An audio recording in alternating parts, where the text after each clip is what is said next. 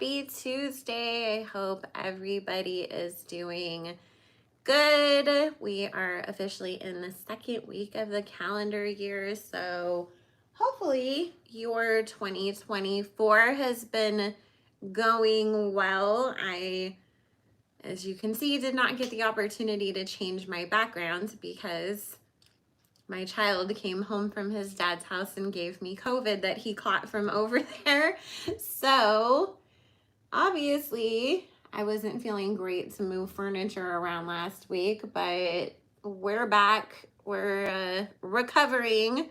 So hopefully the next time you see me, we will have our official, more fixed up situation for filming. So, hey Madeline, how are you? Of course, Whitney was in the other room asleep until I came in here and was putting my cup down and trying to get the camera set up. Then she wanted to wake up and come in here. So, yay for Whitney. Hey Can. Hey Preston. Hey Mimi. Hi Ronnie. How are you guys? So, oh my goodness. How's everybody been? I feel like I'm so kind of like lost. Hey Ethereal, how are you, babe? So, did you guys watch the Golden Globes? I haven't watched an award show in literally forever. I'm like trying to remember, like outside of the VMAs, before that, I couldn't even tell you the last time that I've like really sat and watched an award show. Like, you know, usually I'll watch like viral clips and stuff. I didn't even know the Golden Globes was happening until all of a sudden I got online and saw everybody posting about it.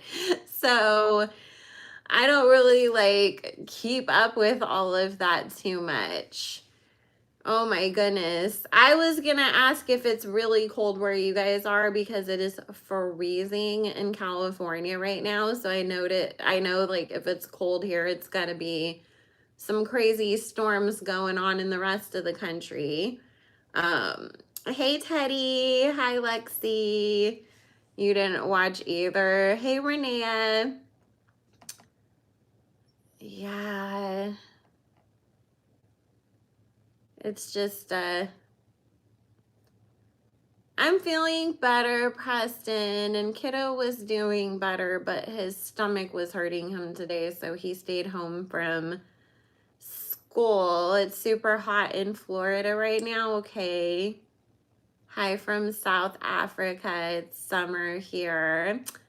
Hi, Miss Cindy in South Africa. I always like trip out when I look at my YouTube analytics, and like of course the United States is always like first as far as like my, I guess, subs and viewership, whatever, but then after that it's always like the UK, Canada, and South Africa are in competition with one another as to like who's next on that list. And I'm always like, how did people in South Africa even find me? Like, it just trips me out. It's such a blessing.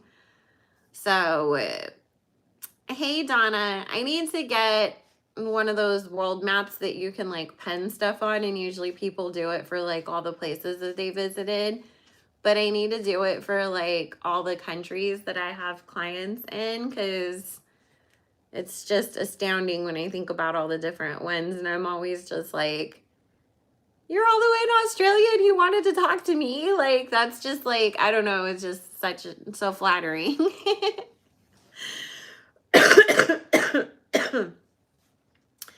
They started putting the grills and coals out in the store for summer already. Oh my God, I haven't been in like a store in a minute because it's just easier to get everything delivered right now. But somebody else was saying that, I can't remember if it was at Target or Walmart, that they saw them putting out Easter stuff already, and they were like, hello, like, can we have Valentine's Day first? I was just like, they're on like speed. Trying to just hurry up and get to the next holiday or something. It's snowing in Rhode Island. Oh my God. And in Illinois. You know what? YouTube's notification system freaking sucks. Like, I tested it the other day. I like randomly just picked some random person that showed up on my suggested that it said that they were gonna go live soon. So I like subscribed to them and turned the notifications on. And I think they were gonna go live in like 30 minutes, right? And I kept going back and looking, and it's like 7 minutes where I never got a single notification that this person was live. I just happened to see that they actually did go live because they kept checking their page. So it's like, okay, thanks. Thanks, YouTube. I don't know what you're up on, but thanks. So, oh, Millie goes live like at such different times all the time that it's hard for me to keep up. I usually have to go back and like rewatch later. But also it's hard for me to catch anybody like on a regular basis when they go live. I feel like I'm always part of everybody else's replay crew because I'm usually doing my own live or recording something for one of my channels or talking to clients. So it's like I miss out on everything and I always have to like catch up later. So I'm going to try to listen to the Ebro and Nikki interview today because I didn't get the opportunity to yet. So, but I'm sorry, guys. I was like, maybe I'm going to have to go get one of those texting things that other creators do where they just text their followers and let them know that they're going live to make sure that everybody gets to see it. So I have to get used to the fact that I'm not sitting in my dining room chairs anymore. So the fact that this chair moves, like I keep getting tempted to want to spin around in it. So did I see Mucus at the Mean Girls premiere? It's the perfect place for her since she wants to be a mean girl in real life. Dude, oh my God.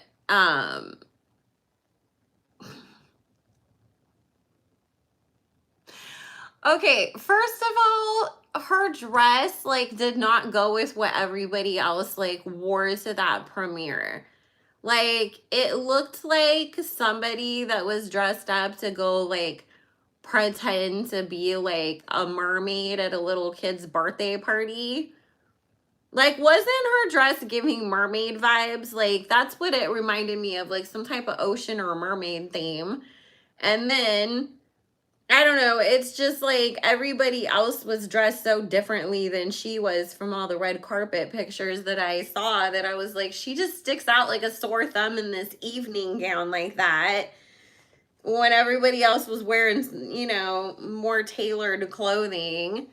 And that would have been the perfect time for her to wear one of those like hot pink suits that we've seen her in at different events. And it would have matched like the whole Mean Girls theme too, but she decided to wear the purple mermaid dress, so I guess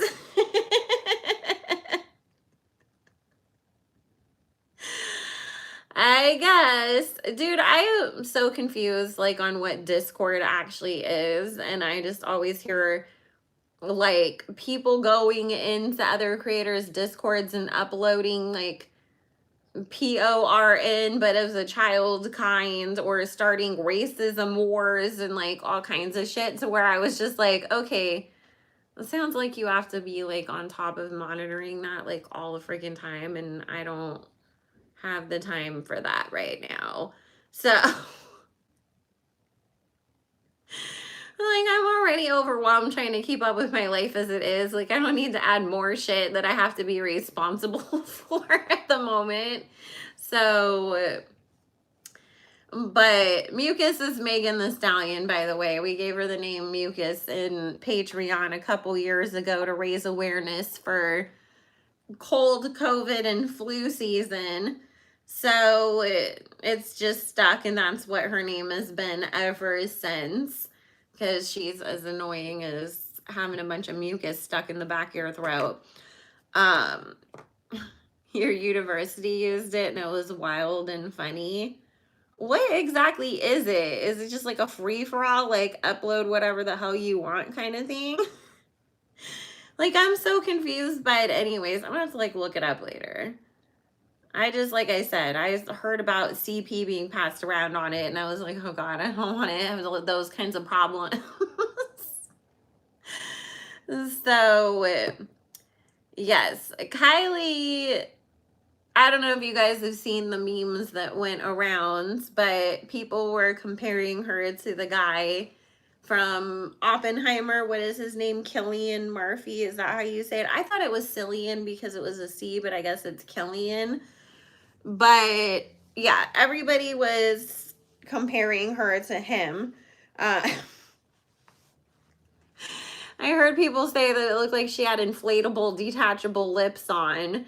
And you know, I don't know if you guys saw, because people were really starting to fall for the her and Timothy are a real couple narrative, and then people zoomed in and cropped like the pictures of them doing their little kiss when the camera zoomed in on them, and they were like that, like when they were actually up close and their lips weren't actually touching each other and they looked disgusted. Like, I saw somebody that said that they look like two second cousins that were told to kiss in a picture by their grandma.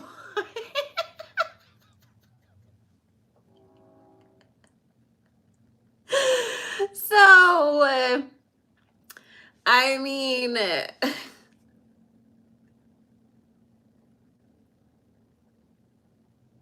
ooh, Cobb salad sounds really good.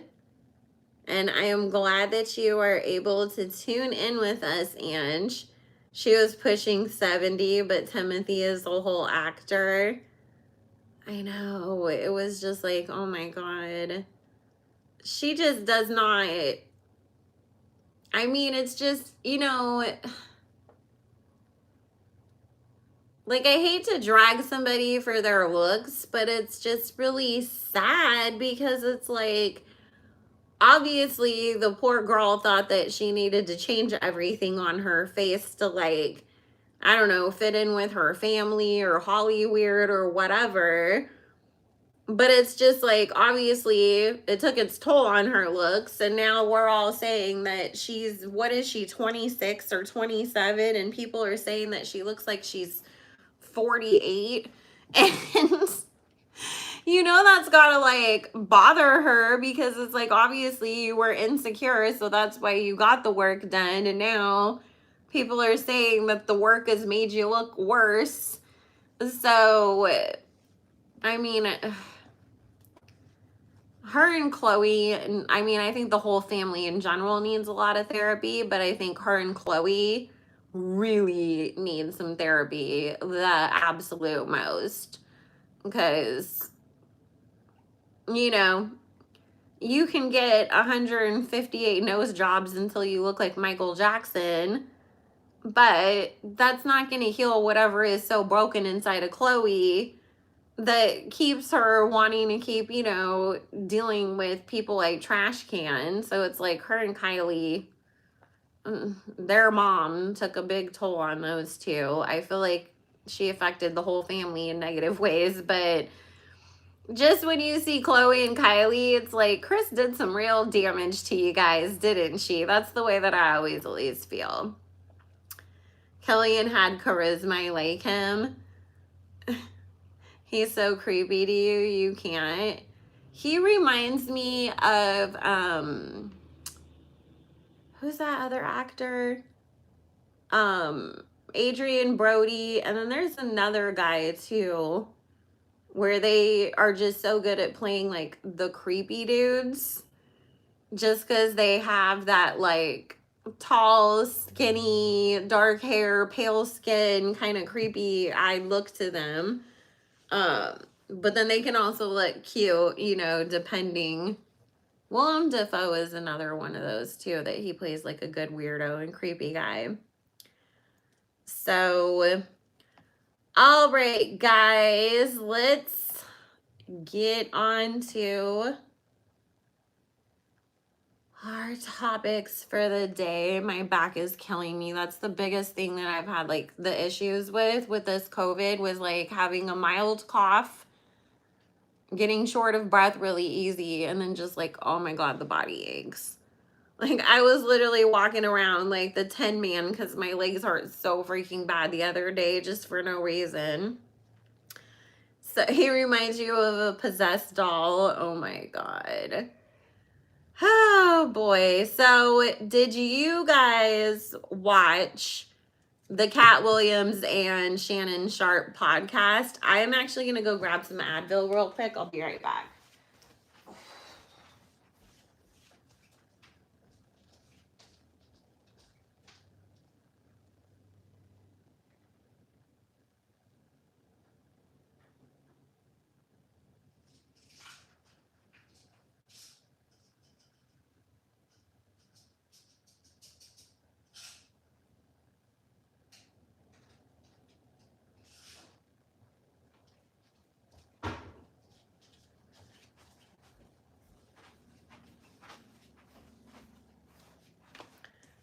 Okay. Oh.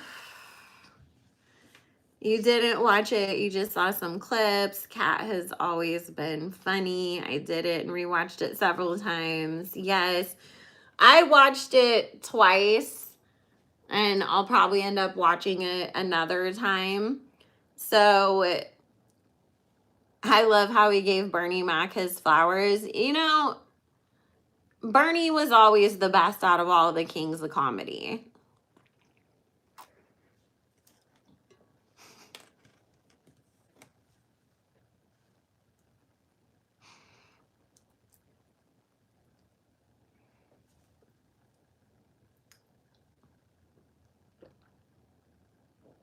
I should not have read your comment, Santa, right before I was going to swallow pills because I had to stop myself from laughing because I was going to choke and die here on live today.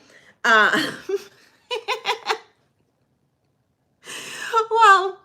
I loved when he said that about Kim, that, you know, the best that she could get after Kanye was Skeet, and then if Skeet broke up with her, like the product must not be good. Because that was like the first thing that I said when she first started dating Skeet. I was like, oh, that's the best that they could get for her. And then when they broke up, I was like, you have to be a mess for Pete Davidson to say, you know what, I can't handle being in a PR relationship with you. So that's like the best parts about Katt Williams, though, like that I think that maybe like people may not be familiar with him or they just don't know how he is or something, because I've met Katt in real life and like hung out with him in real life. My Patreons know I've talked about that story before. And like, that's just how he is all the fucking time. And anybody that's been watching him, I mean, I remember like when he used to go do those little appearances on like the BET, you know, stand-up shows and stuff, because I'm old. I'm the same age as Nikki. I'm in my early 40s. So, you know, we used to live for BET would have the stand-up comedians come on. And that was like the highlight of the whole week when you got to see those, especially if they played reruns. Oh my God, like you would be like dying laughing. So that's how like I got to know Katt, was that he's, you know, I saw him on those growing up, and then like he was talking about that he has fans that have evolved with him throughout the years and grown with him and been there from the beginning. Like I feel like I've been one of those people too.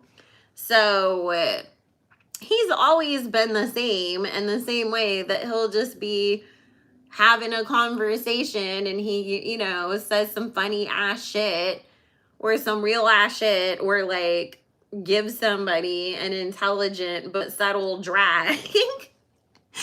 So everybody that was like, oh my God, Katt Williams, I was just like, have y'all never ever like ever watched anything that Katt Williams has done, from his stand-ups to his interviews to just a fucking clip of him on a red carpet even? Like, I don't know why everybody was surprised of the way that he was talking, because it just seemed like normal Katt to me. Dude, I saw that, how Tiffany Haddish with the lighter leash. Like, people don't know that that man has been a pothead, and he has openly been a pothead throughout his career again.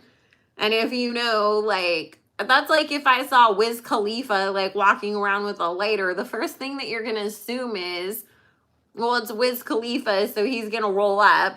You're not going to think, oh, Wiz Khalifa is carrying that spoon, that lighter around so he can use it with a spoon later and, like, hit a vein or anything crazy. So, like, that was so fucking lame and stupid of her. She is so not funny at all. But Katt alluded to what I've shared about. Oh, yeah, he definitely knows. So, unlike Frappe, who looks 87 at 24. Comic View, that's what it was called. Oh my God.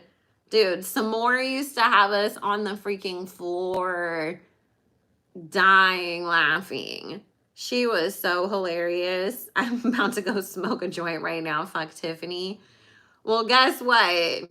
I don't think you're allowed to smoke weed when you have an ankle monitor on, because you've gotten multiple DUIs. So maybe Tiffany, the alcoholic, should not be throwing stones in a glass house anyways.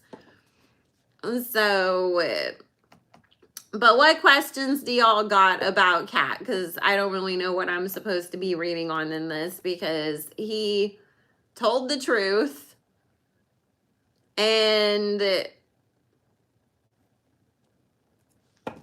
I mean, you know, basically, yeah, put question in front of your question. And, you know, Black Twitter is always going to come with the receipts. So obviously, I don't have Twitter, but I saw them being reposted all over Instagram, you know, and people were pulling the clips of every time that one of these idiots talked about Katt.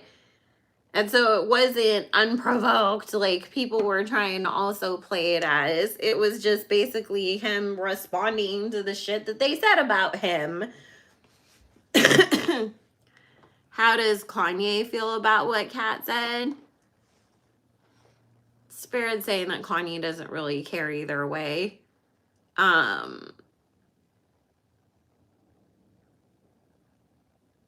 I hope I'm saying your name right, Elijah. Did Katt plan to release this info because he knows a lot of these celebs are going down this year?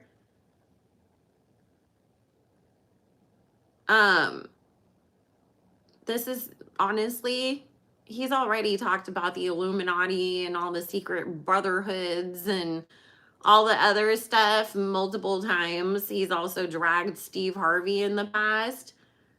So Spirit saying it didn't really have anything to do with the timing of like, oh, these people are going to go down, but more so the world's being more receptive to receiving that type of information versus, you know, maybe in the past, because so many people would just automatically be like, oh, that's a conspiracy theory every time that people would point out certain things about celebrities, you know?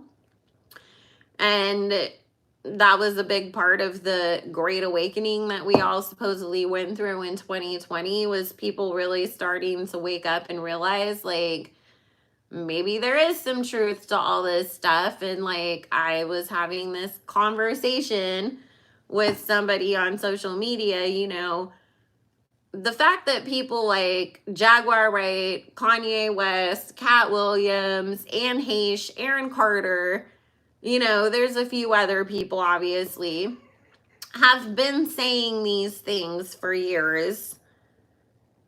They all have very similar stories about the types of things that go on behind the scenes, but yet none of these people are people that we know to hang out with one another. So it's not like they're sitting around a campfire, passing around a crack pipe, getting each other riled up with wild ass conspiracy theories. Like, these are, they're telling their experiences and the things that they have witnessed.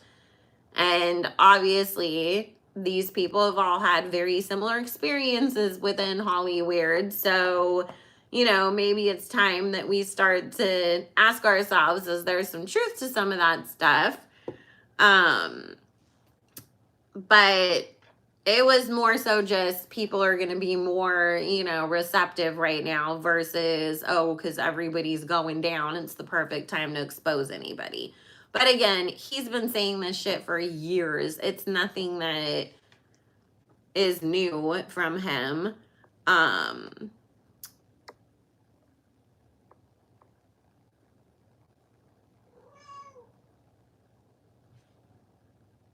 Will there be any repercussions for this? No.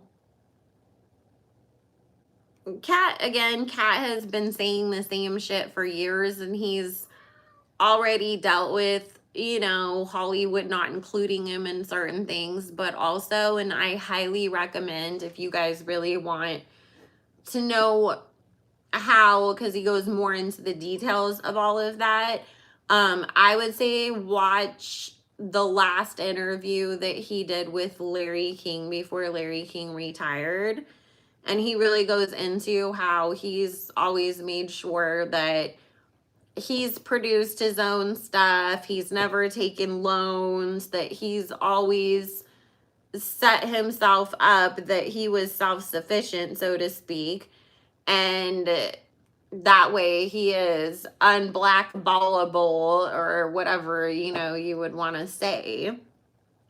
So he's already put himself in position to be protected from that kind of stuff. If it was somebody else that was really dependent on like the industry and they needed, studios and producers and all these people to be on their side so that they could still have a career, like, then, maybe you'd be worried about repercussions for them. But no, I mean, and honestly, Spirit saying like a lot of them are hoping and counting on people being blind enough to just fall for it and believe that it's not true, and that, Katt's just this jealous hater who didn't get all the opportunities that everybody else did, and that's why he's complaining, which is the narrative that they've been obviously trying to push and spin as to why he, spoke up and said what he did. But again, like I've said, he's been saying all this stuff. Like, you can find a bazillion other places that he said pretty much almost every single thing that he said in the Shannon Sharp podcast. It's just, it was all in one place finally. Cole Mika, I don't know about Kevin, and we're not doing a reading on him right now. Let me see. How's Katt feeling about Ludacris's rap? Like, this is the funny thing that Spirit said. He knew that everybody was going to be triggered and respond. And I think he even said something like that to Shannon too. Like, oh, next time you talk to any of these people after, this podcast has happened, you're going to get like a different story out of them next time, or they're going to be, defensive or whatever. So Spirit saying like, he hasn't even really like gave too much of a fuck to go online and be like, what is everybody saying now that I aired them all out? It's more so I feel like people around him have been telling him like, did you know Ludacris said this now? And him just kind of laughing it off, because it's like, I knew they were gonna do that. I knew everybody was gonna get butthurt and triggered and like, start responding, but I don't feel like he gives a shit. And I don't feel like he's worried about any of it either. Oh, Kevin Hart is furious, though. I mean, and of course, because now Tori's going on tour with Katt, he feels like it's, oh, you have a personal vendetta against me, so you wanted to say mean things about me and then take my ex-wife on a comedy tour. Like, Kevin really is very upset, and he thinks that Katt is doing this as like a personal affront against him. But the thing is, especially if you do pay attention to like truther pages or to the comedy world, people have been saying that Kevin Hart and Tiffany Haddish both are plants for literal years. And, talked about how a lot of the black comedians are not really like white audience friendly. And they don't always have that personality that like lets them sort of cross over, like say a Bernie Mac.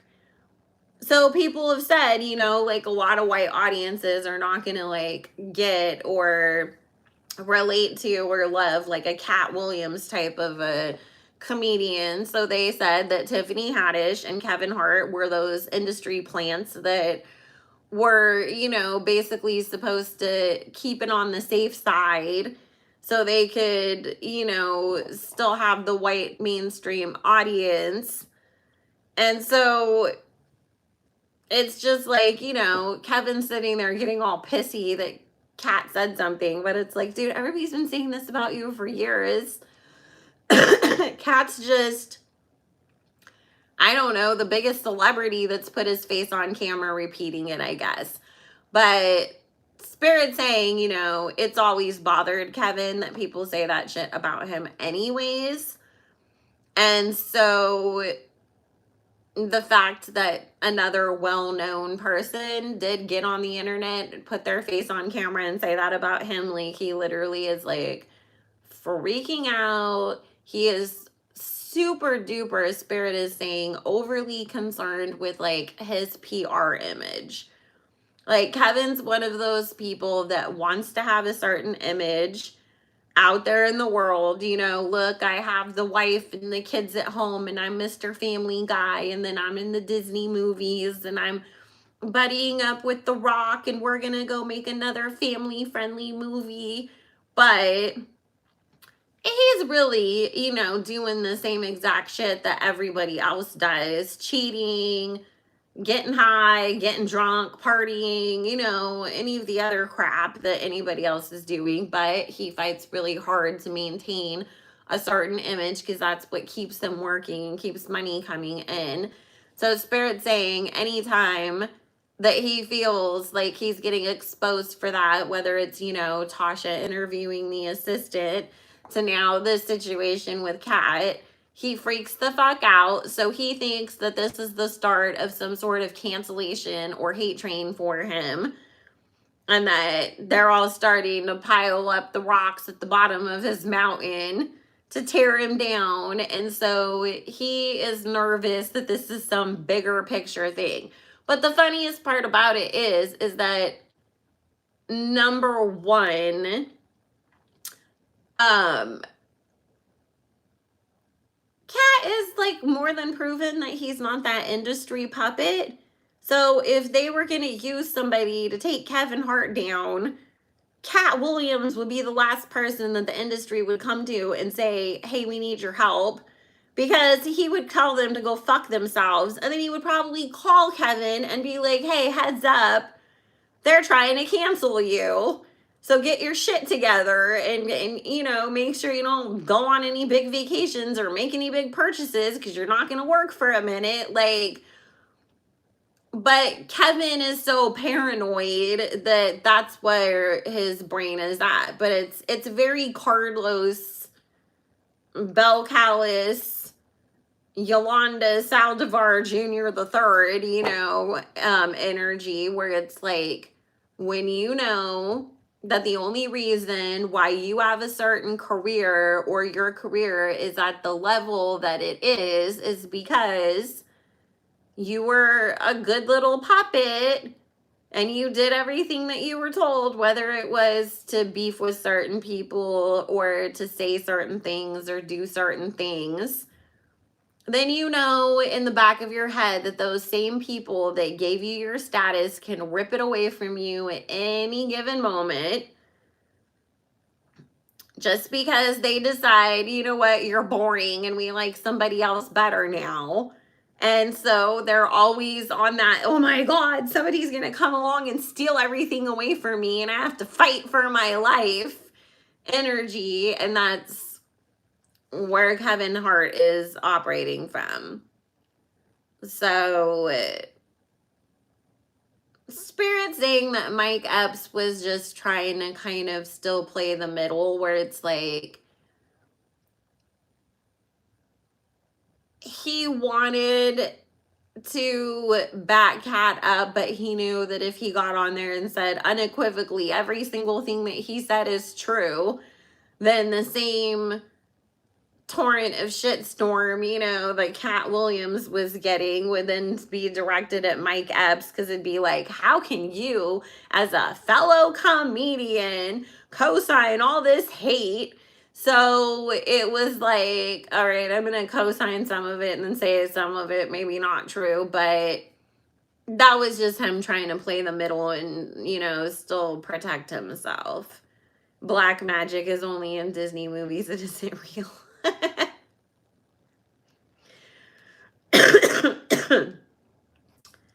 Him and Kanye making all that money without selling out it as a black man is God working. It definitely is. But see, this is what happens when you have some real fucking talent. Versus the people like the Kevin Harts and the Carloses and the Tiffany Haddishes that, you know, it's like you don't really have any talent, or your talent only extends to being halfway decent at reciting things that other people came up with. So they have to run around and do whatever they're told like good little doggies. Whereas, you know, when you're really a talented person, like a Katt Williams, like a Kanye West, like a Nicki Minaj, you don't gotta do all that shit because it doesn't matter. Like, you could release every single fucking thing that you ever do for the entirety of the rest of your career on SoundCloud and it would still break numbers. So, you know, I'm sad.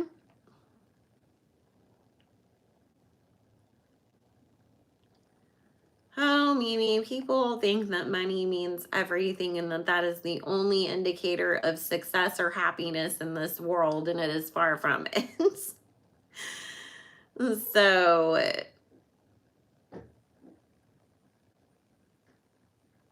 no, Katt is definitely not dumb or crazy.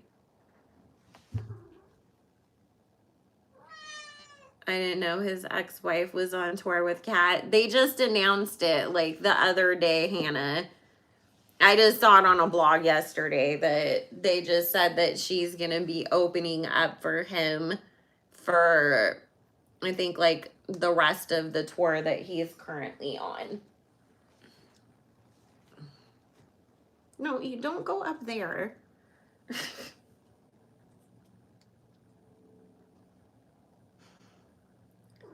Winnie said her people need to see her. Come here. Look, say hi. Say hi. Look. Can you look up there and say hi? No? Okay. No, don't go on the table.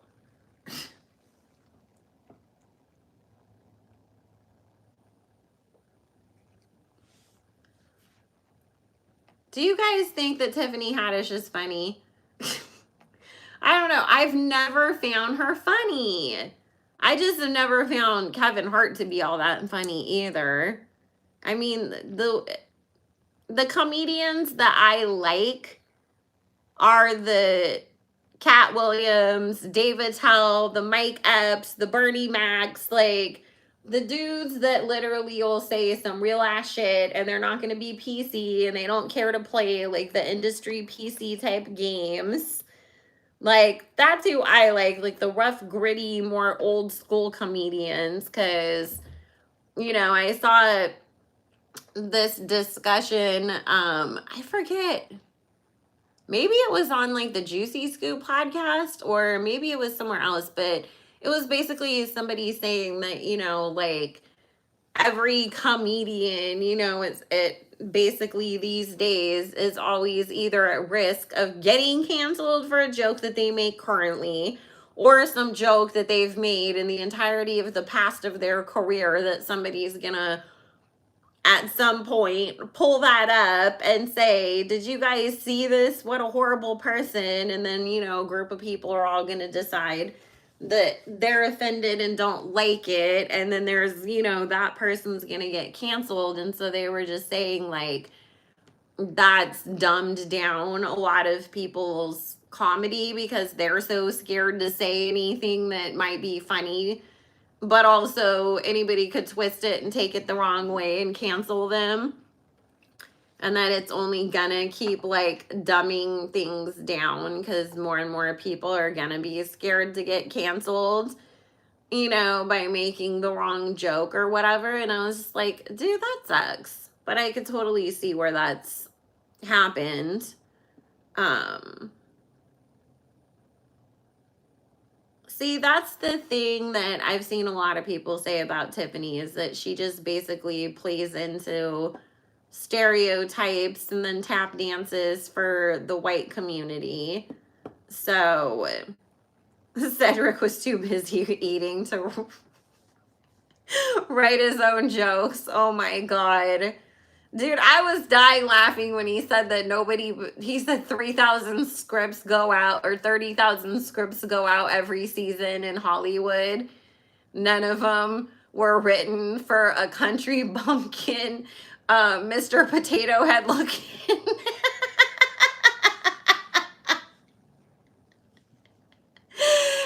I was cracking up. Katt is so funny.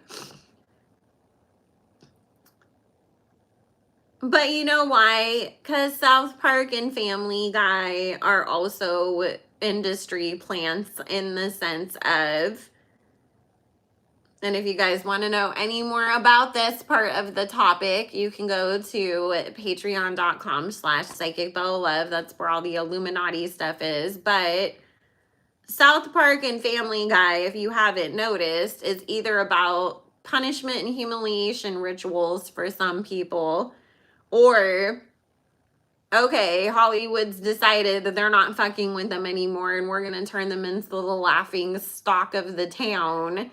So now they're going to get dragged, and that's basically what it's just being utilized for, that and predictive programming. So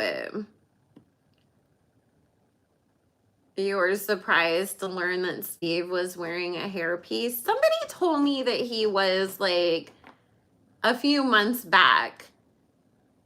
I remember like somebody saying that too. So yeah, The Simpsons too. So it's like, they're just all a part of that. Spirit said Steve's got his hands full with a lot of other shit right now. Trust and believe Steve Harvey will get his Bill Cosby of the swords type of moment at some time too. And, even if it's not Bill Cosby accusations, it'll be a Bill Cosby level canceling. But he knows that it's been coming for him and he's been beating it back with a stick. So Spirit's saying that his focus is and has been more of trying to make sure that he's making enough money to keep the people that he needs to protect him from being canceled happy, as well as try to line his coffers to make sure that shit is Bill Cosby type of cancellation happen, that he's got money stacked up to protect him and take care of him should he never work again. So I feel like he was more, oh, there goes Katt again. He's jealous because he didn't get the same opportunities and choosing to be more, I guess you would say, like, dismissive of what, you know, he said and not take it too seriously. But I also feel like to him, he's kind of like, I got bigger shit to deal with. So, oh, wow. That's crazy, Teddy. I haven't watched The Simpsons in years. So, well, that's the thing. I mean, if you don't do dirt, you don't have to constantly worry about it coming to light. So, speaking of dirty people, let's talk about Oprah and Taraji Henson.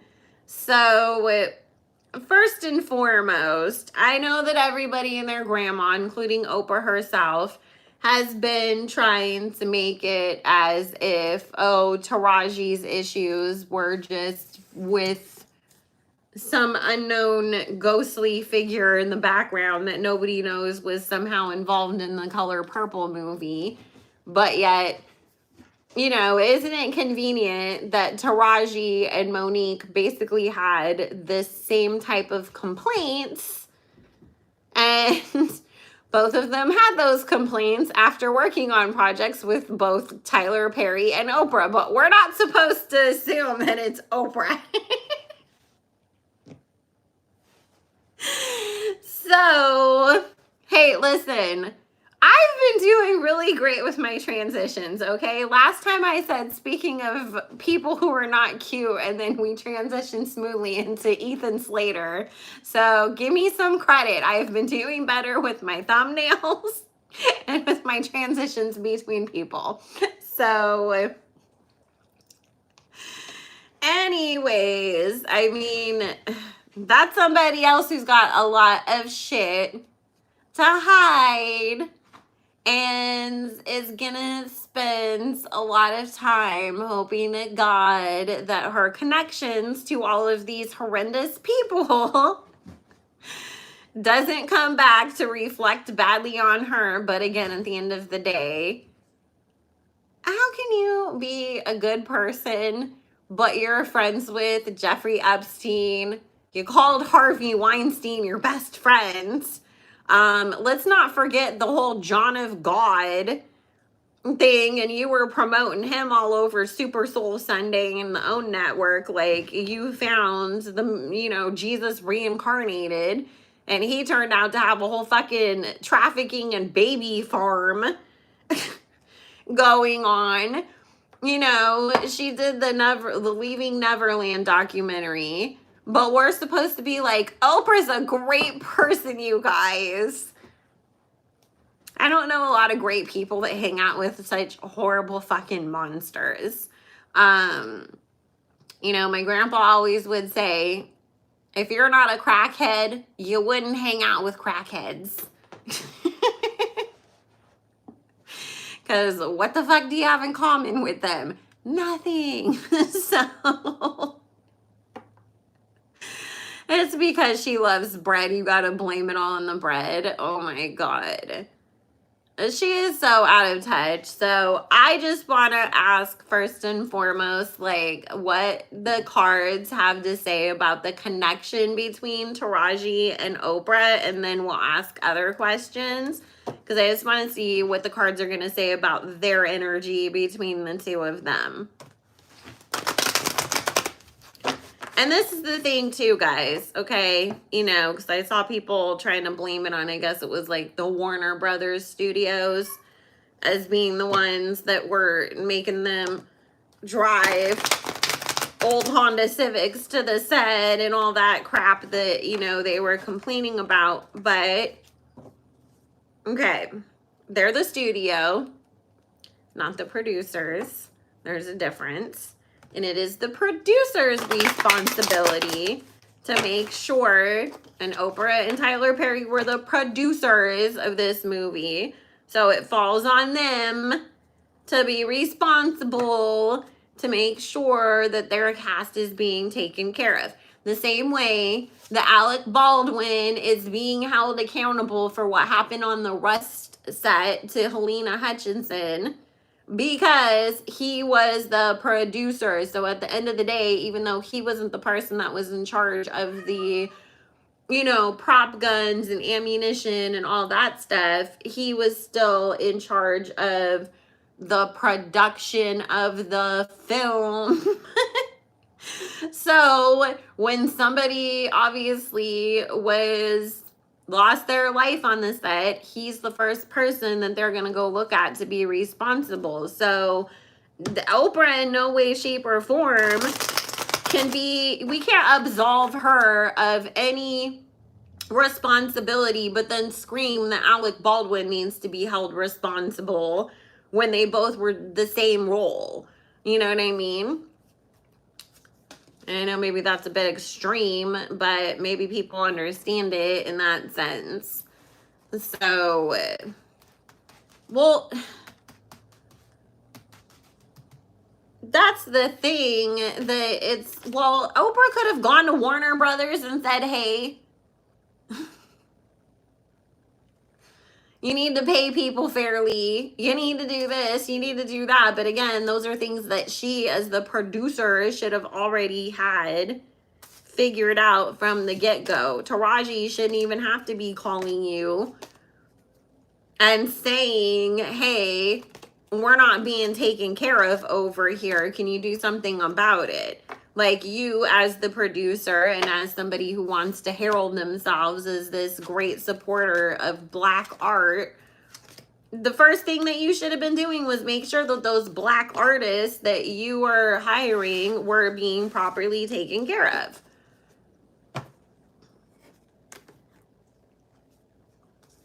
Oh, Oprah is never going to let go of The Color Purple, because The Color Purple and her being in that movie is what solidified her as more than just another talk show host that was falling into the Sally Jesse Raphael, Phil Donahue, Jerry Springer, Maury Povich category. And it was, oh, look, Oprah is also an actress. We need to take her seriously.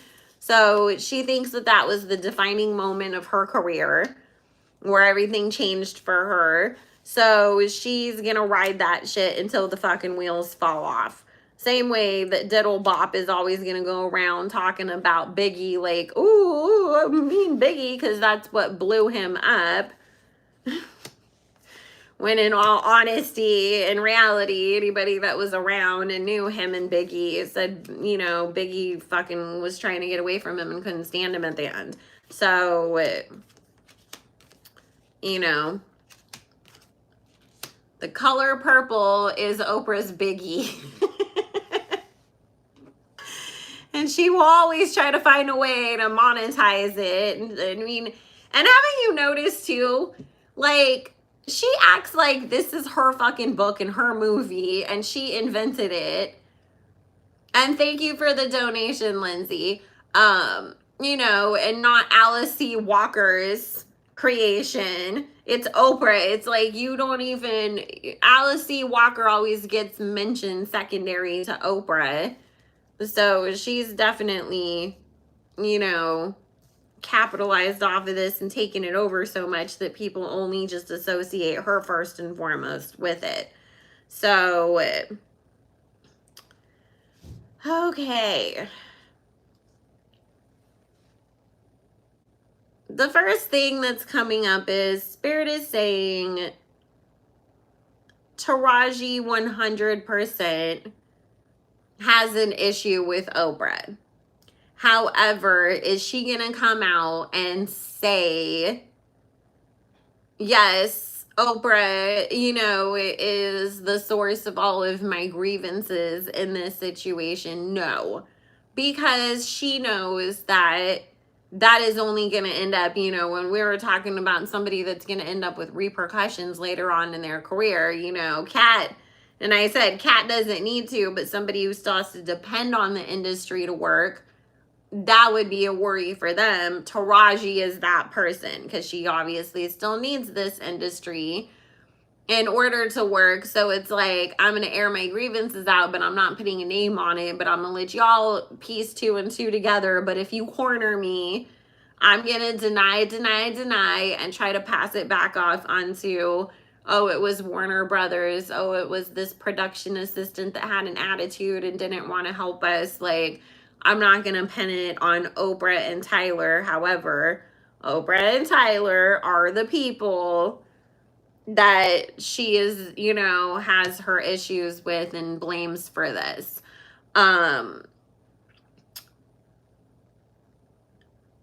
She is not lying, though, in that she really did have to go to bat and fight for fair pay, fair treatment, the rest of the cast being taken care of properly. So this is coming up, and actually what Spirit's saying is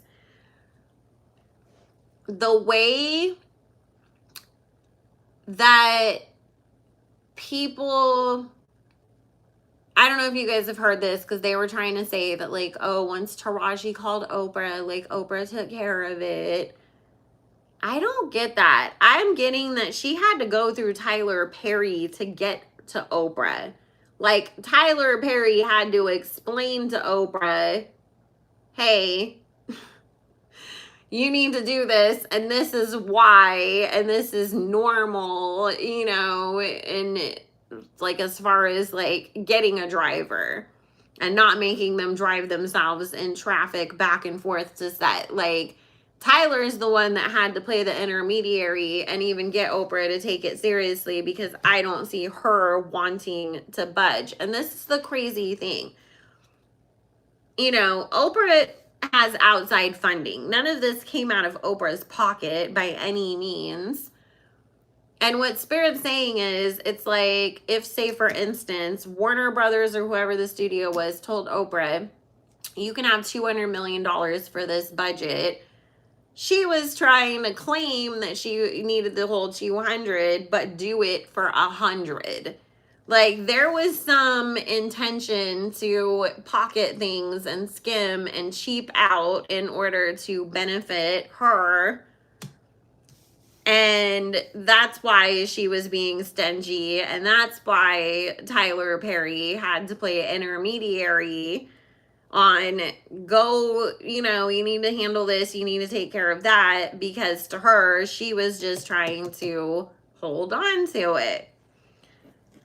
I mean, I will never ever stop being disgusted by people who are disgustingly filthy rich still wanting to shortchange other people.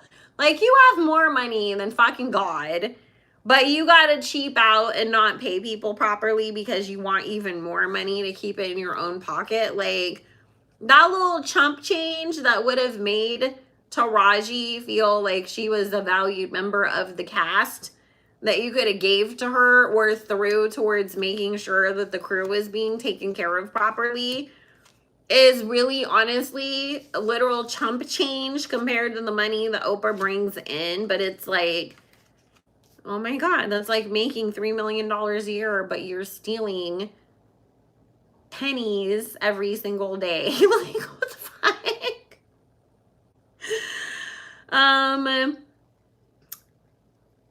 This is the thing, guys. Oprah's already made some calls. She's already trying to make sure that Taraji gets punished for this, the same way that she made sure that Monique got punished for speaking up about her. Do not be shocked if we don't all of a sudden, within like a month, start getting stories about Taraji was a pain in the fucking ass to work with on some set, or that she's always complaining, or other things to discredit her, or about how she didn't speak up for this or that black cast member on this other production that she was on, and now she's just doing it to get attention, because there is going to be a real effort to shift the narrative after the denials still kind of didn't work. So it's like, okay, well, you know, people didn't just let it go after I said it didn't happen. So now we need to discredit you and punish you because how dare you speak up against two of the most powerful people, you know, being Tyler and Oprah. Because, I mean, Taraji still had her issues with Tyler, but he was the easier person to deal with. Like, he had to convince Oprah, you know, but he had to be convinced first. It was just easier to convince him, and then it was easier to have him convince Oprah. So it was, ugh, a lot. A lot to deal with, right? Because it really is that she had to really go through so many layers and fight for any of the stuff that she was asking for. The other people, I don't know if you guys have noticed that even though she sat there and she said, I fought so Danielle and Hallie and this person and Fantasia and this girl and that guy, and she was naming off all these people that also worked on there. Do you notice how none of them have said anything to back her up or to say thank you for doing that for us? They've all been quiet, except for that one little thing where Oprah was standing next to Fantasia and Danielle, and they asked her about, oh, well, when you guys took the picture on the Eiffel Tower, and then Danielle goes, oh, well, we were so tired, and Oprah said, we were cold, and then all of a sudden Fantasia and Danielle were like, oh, yeah, it was a really long day, we were cold. It's because they are scared to say anything because they're all showing up as like the pages here of, while we secretly agree with you, Taraji, you know, who shows up as the Queen of Swords, ready to fight for what she believes in.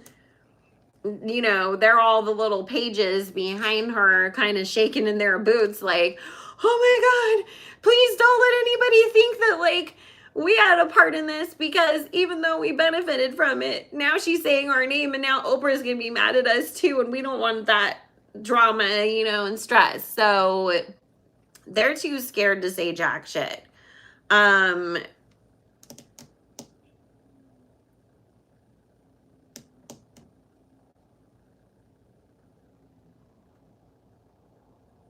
I don't know why this just randomly came up. Don't be surprised if we don't see Taraji in a Quentin Tarantino movie, like a Kill Bill action type of a film. There's something that Spirit's saying, like, he does not like Oprah. So he will purposely be like, oh, Oprah wants to fuck with you, Taraji? Well, guess what? I already had this movie written, and I just didn't know who was going to play this character, but now you are the perfect person for that, and I'm going to give you $10 million for it. So there is somebody, if it's not him, it's somebody in a very similar vein, but I feel like it's him, and Spirit saying, you know, this guy, he really just does not like Oprah, but he also does feel like Taraji deserves better. So this could be something that Spirit's saying like turns into one of those franchise type movies, because you know how Kill Bill had like multiple parts, and Spirit saying like that could be something there. Taraji ends up playing like some badass chick in multiple movies, you know, in the Quentin Tarantino film verse. I could see her doing that too, you guys. I could really see her playing some like badass like assassin, or like an assassin trainer. Like, you know, she's not the mother of the dragon, she's the mother of the assassins, and like she teaches everybody and trains them so that they can fight. Like, that would be really cool for her, because I can so see her like in a whole like leather cat suit, like kicking and teaching people how to like beat people up and stuff. So yeah, and 50 Cent will definitely be one of those people that will work with her also. So I don't see her not having you know, any work coming her way, but I do feel like people who are on Oprah's good side or want to stay on Oprah's good side might be a little more hesitant to work with Taraji, just because it's like, well, we don't want to get in trouble too. So, because Taraji is so versatile, some Samuel L. Jackson type stuff. You loved Taraji as Proud Mary. Well, any questions you guys got about this, drop it down.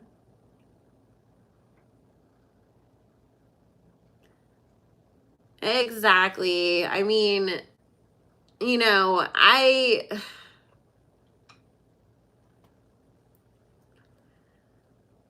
I'm not a huge fan of the fact that the same people that didn't want to support Monique are the same ones that are screaming that we need to support Taraji.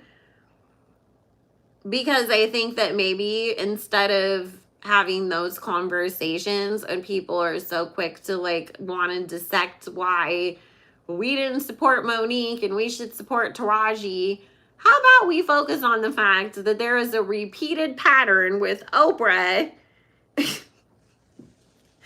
in that she doesn't actually always treat people well and value them, and that there have been now multiple leading women from her projects that have had these issues. And why don't we start questioning that and start talking about that and stop worrying about, you know, oh, Monique, oh, Taraji, and look at the bigger picture? Because if it's affecting Monique and Taraji, think about how many other women that were scared that it did affect that didn't speak up. So,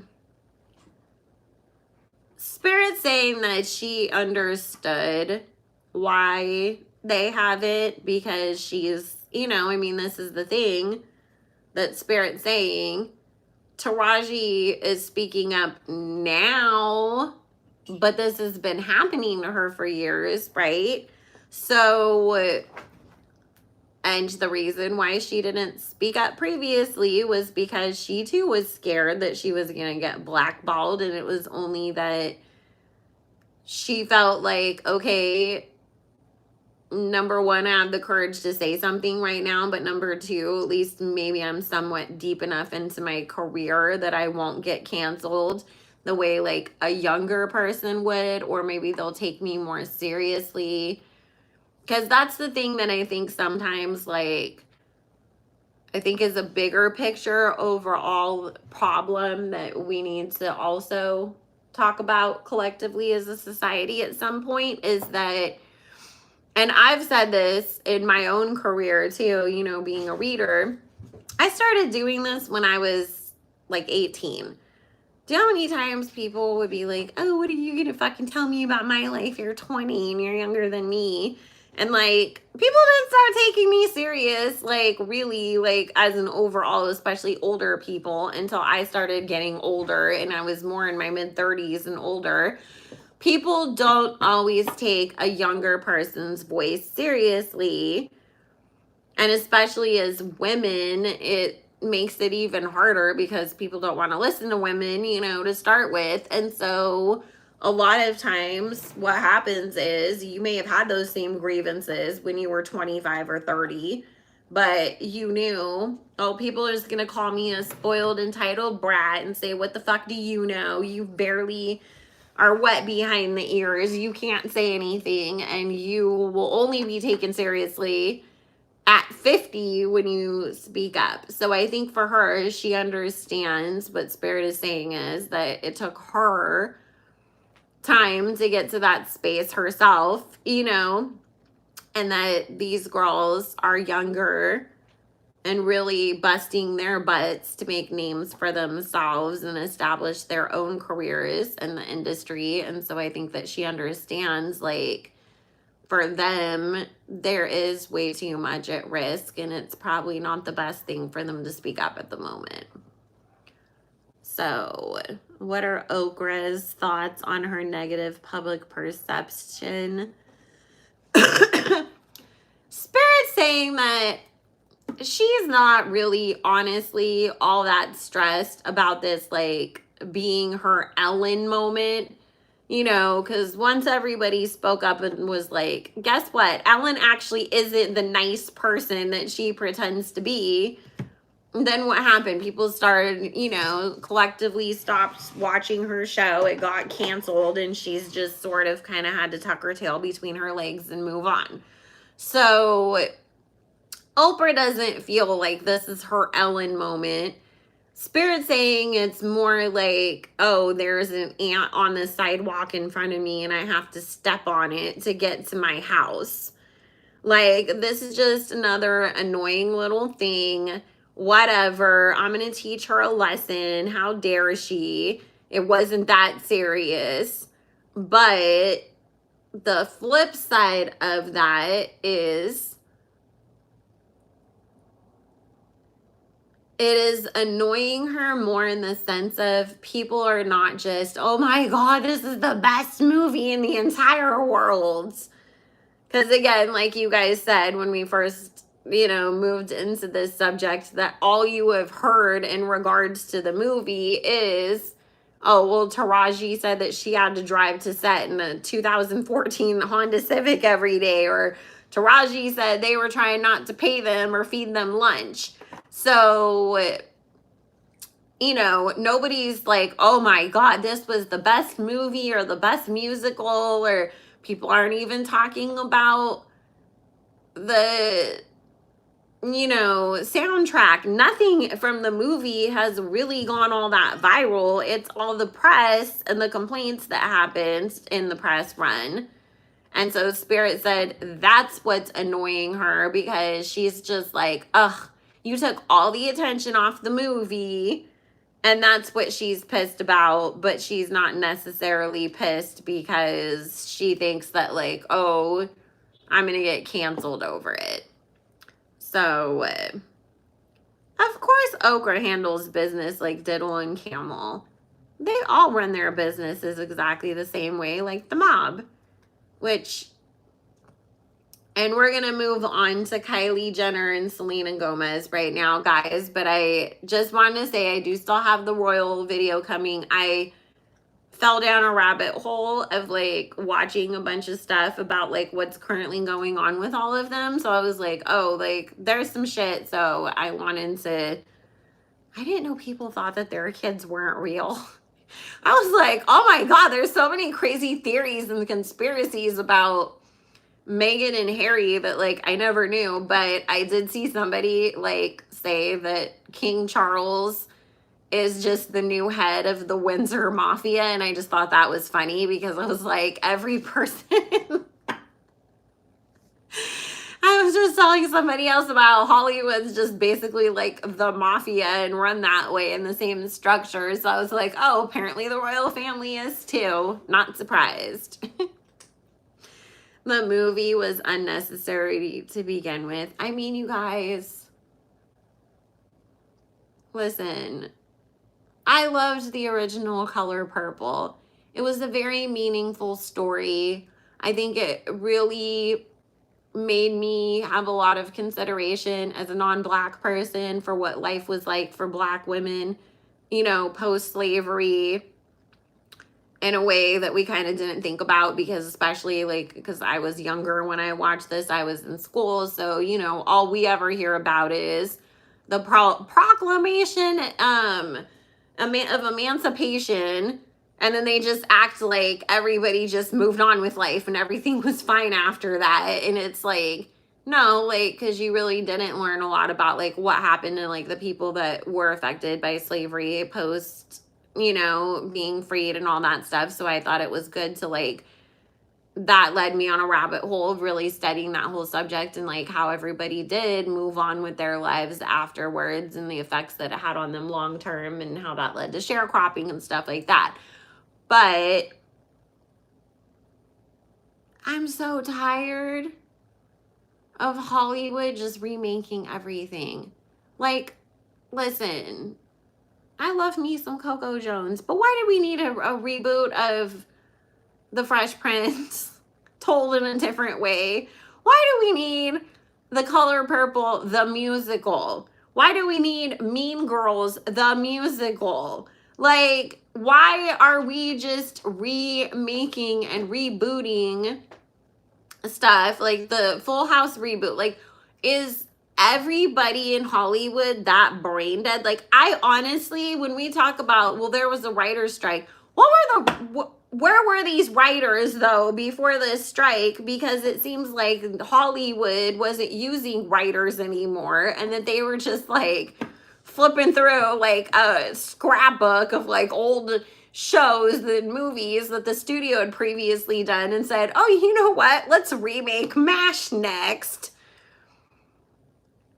So it's just so tiring. And then the same thing with music. Everything is a sample of some old song. And for the most part, unless it's Nicki or Kanye, all it makes me want to do is go listen to the original. You know how many people have sampled Too Short's Blow the Whistle? All it makes me do is go listen to Too Short. I'm not like, oh my God, now I want to go listen to every song that Saweetie made. No, I'm just like, oh, well, now I'm in the mood to listen to Too Short. And I just spend the rest of the day listening to Too Short, and I don't stream any of Saweetie's songs or whoever else it was that sampled it. And so it's just like, oh my God, like you guys don't have any new stories to tell. Also, please no more slave movies. We all know that slavery happened. And this isn't to say like, oh, like, you know, I still believe like we should be teaching Black history and critical race theory and all that. So don't think I'm one of those people. It's about the fact that can we show Black people in any other light other than being slaves or gangbangers? Can we show them being successful and happy? Look at all of the freaking movies that J-Lo has been in, right? It's always, oops, you guys, I got married again. I'm so happy. Like, she plays the same fucking role in every fucking movie. That she falls in love with some guy and she was a maid, or she was working at the fucking newspaper or the coffee shop or whatever, and the movie ends with her getting married. That's great. Why can't we see movies like that about Black women? I would love to see that. Put Tracy Ellis Ross in every single role that J-Lo has played. But I am tired of only seeing certain communities of people only being represented in negative ways. The same thing goes for the Mexican community. It's always, oh, look, you're a norteño. Hey, I say, what's up? Oh, look, your parents, they had to swim across the river to get here. Now you're in a gang to protect yourself in the barrio. There's plenty of fucking positive stories that we can tell about Mexican people, other than your family immigrated here and worked in fields, and now you had to join a gang because you live in South Central LA. Like, really, you guys can't think of anything else. Same way that I always say it's cheap and fucking lazy when they remake Disney movies and they don't give a new princess. It's just, oh, we're gonna take this princess that used to be blonde and now she's Korean, or now she's Hispanic, or now she's whatever. Why can't you make a Korean Disney princess? There is probably a bazillion myths, fables, fairy tales, folklores about things that happen in Korea that you could make a whole fucking movie out of and create a princess around, rather than just being like, well, now we have Korean Cinderella. It's cheap, it's lazy, they're not even trying. And it doesn't make me want to go support any of it. It makes me want to tune out. I'm like, can you give me something different, please? Rant over. You blame Shonda for the struggle of stories. Shonda loves to pair a Black woman up with a white man in her shows too, if you haven't noticed. I'm just like, is she married to a white man in real life? Because I feel like that's all Shonda ever does is like, oh, like, that's always a black female lead, and she always either has her current partner is white or her ex-husband is white. And it's like, are you just telling your own life stories? Because remember, who was the guy that did the movie, oh my god, I'm having such a brain fart about his name, the one that Jonah Hill and Lauren London were just in with Nia Long and Eddie Murphy.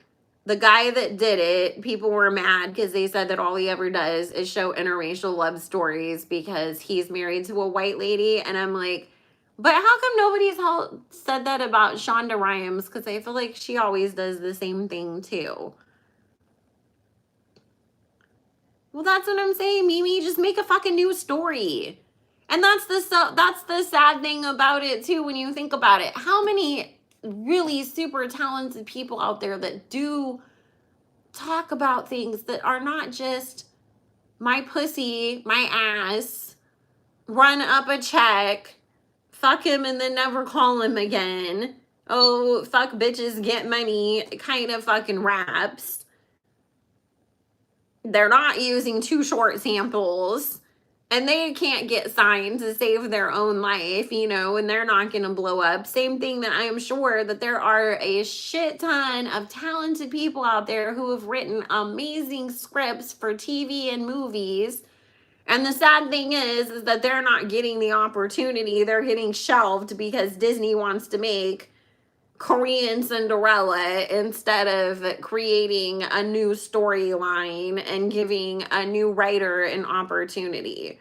That's what's just really sad about it.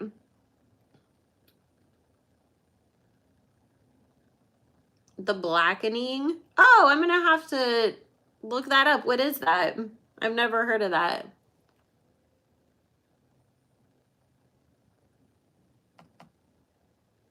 Yeah, the movie You People, Madeline, but I was trying to remember the name of the guy that made the movie because they said that he always makes movies about interracial relationships and that he's, you know, just basically makes his life story over and over. And so people were like, can you come up with other stories or is that all you're capable of creating?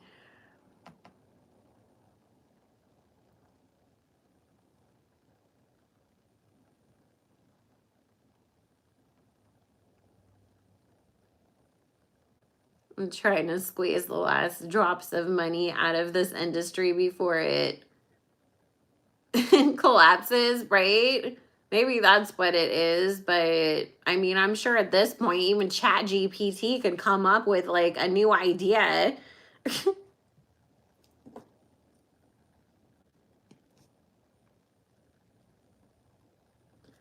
Songwriters are not getting paid either. See, it's a suspense thriller. Oh, okay. Hold on, let me write this down. I'm gonna look it up.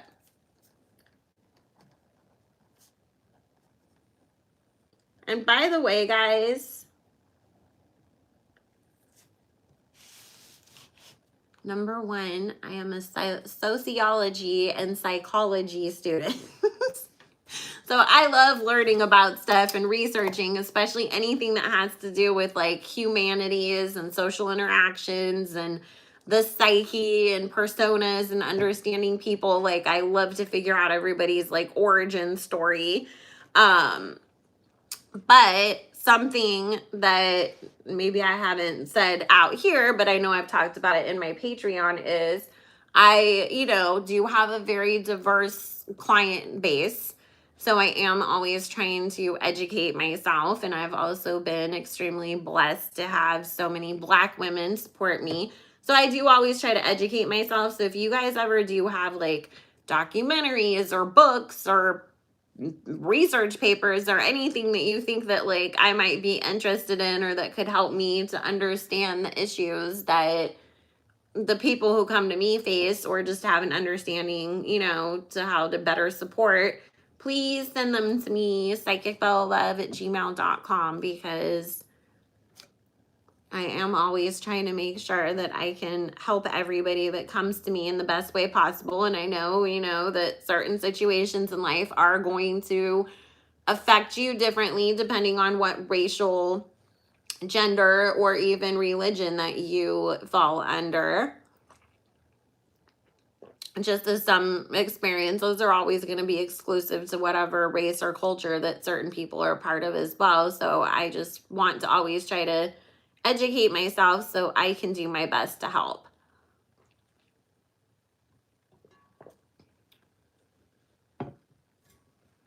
And if you guys want, because I leave the chat for replay, if you have things that you feel like non-Black people should know in order to be better allies and support systems, drop it in the chat too. I would love to learn. I learn just as much from you guys as you guys teach me, as I teach you guys all the time. It may not be that you guys are teaching me about spirituality, but I learn real life shit from you guys all the time. So listen, one of my clients has like helped me like diagnose like a bunch of problems on my car. So you guys are awesome. I love my clients. I love my followers. Like, we're friends. We take care of each other. So speaking of people who do not take care of each other and are not really friends, Miss Selena Gomez versus Miss Kylie Jenner. So, boy. Okay, first of all, was the little gossipy thing that everybody swore that they saw, because I just like was laughing, but I know that they said that Selena's team said that she never even ran into Timothy and that that's not what she was talking to Taylor about. Although we saw the girl that was sitting next to Taylor very clearly say Timothy, So basically, let me go back for a second and explain what happened. I did not watch the Golden Globes, but I did see this clip being reposted everywhere. Allegedly, Selena Gomez was going around the Golden Globes and taking selfies with everybody. And she went up to Timothy and wanted to take a picture with him. And Kylie Jenner allegedly told her, "No, you're not."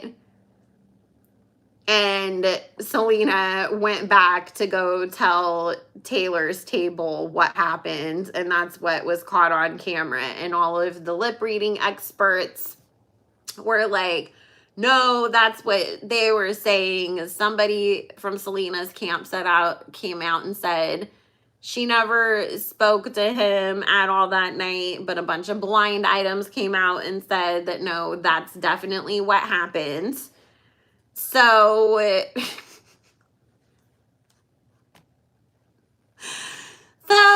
here we are. I mean, does it get any more high school than you can't take a picture with my boyfriend?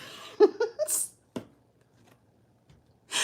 mean, I'm sorry, but it just seems like such high school drama. Like, you can't take a picture with my fake PR boyfriends because we got in a fight last year about our eyebrows.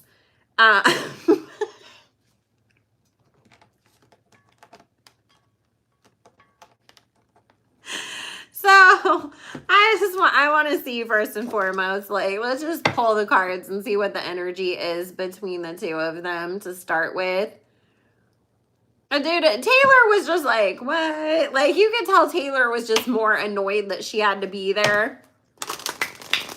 I mean, Taylor obviously seemed like she very much enjoyed herself at the VMAs because she could drink and dance, but like, being stuck sitting at a table listening to a bunch of jokes that you don't care about and watching a bunch of people get awards that you don't care about, she looked bored as all could be, and like she just couldn't wait to get out of there. So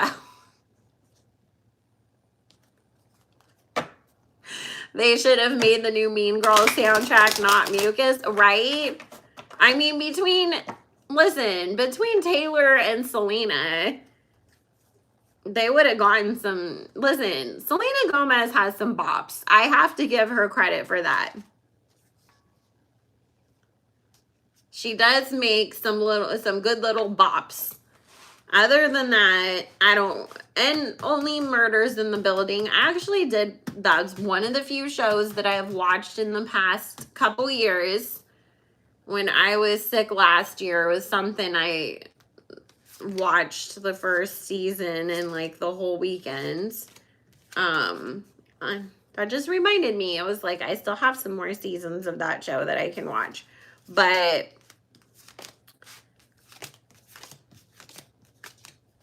on the other hand, I don't know if anybody could pay me enough to watch a whole entire season of the Kardashian show. So I have to give Selena and Taylor credit. At least they can entertain me in a way that Kylie will never be able to do. And Kylie's makeup just seems like it's really cheap, repackaged crap, whereas, you know, I've only ever heard really good things about Selena's makeup brand. So, which, by the way, guys, I was just thinking about that this morning, too. How fucking weird is it, like, the Kardashians, like, you know, Kylie started the makeup company, so then Kim starts a makeup company. Kylie does the skincare, so Kim does the skincare. Both of them put out swimsuits, you know, now Kylie's doing, like, a fashion line, but, like, Kim and Khloe have already had those, like, it's just so weird to me because I'm like, if this was any other family, say it was just Ray J and Brandy, and Brandy started a skincare line and then Ray J came out with one like a year later, everybody would be like, he's such a fucking hater on his own sister. Why would you copy her? Why couldn't your sister have her own brand? Like, we would say that about any other family, but when it's the Kardashians, where it's like, well, I guess 3 out of however many of them there are have their own, you know, clothing lines now, and we don't blink. It's just weird. Well, I said she has some bobs, Hannah. I didn't say every single song that she drops is an absolute bop, but, you know, she's got some. When you hear 22 by Mayo, it's low-key a bop. Oh my gosh. Kylie just came out with some clothing line that people said that it was like fake leather, and people said that it smelled like rotten fish when you took it out of the bag. And I guess, like, it fit weird. Like, everything was either like ridiculously huge, like a size small fit people that wore like an extra large, or an extra large would be way too tight on people. Like, the sizing was super inconsistent. So, which I'm just like, girl, after those damn swimsuits, like, can we talk about the fact that Kylie Jenner, you guys, is the same as Jaclyn Hill?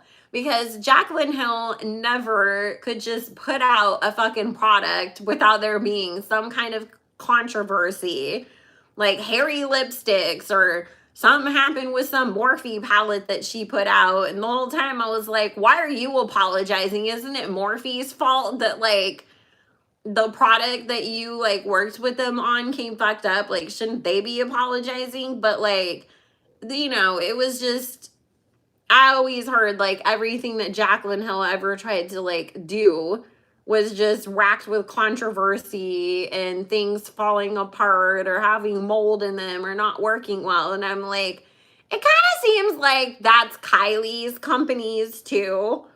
The swimsuits, they, like, apparently were see-through and fell apart if you got them wet, so she never sold those again. We all know the walnut scrub fiasco.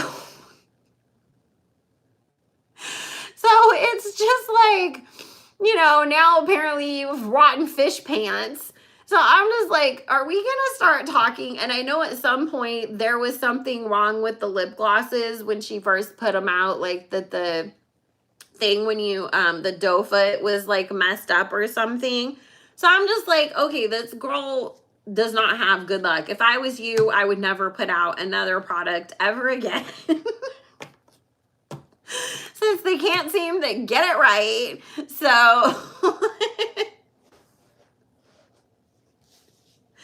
well, and that's the thing too. They don't have Kanye and the Yeezy team to help them with their launches like they did when he was a part of that family, because otherwise Skims never would have been what it is. It's Kanye's the one that designed all the initial stuff with Skims and set her up with all the people and the distribution and all that stuff. So I'm sure he did the same for Kylie. I'm sure he did the same for Chloe.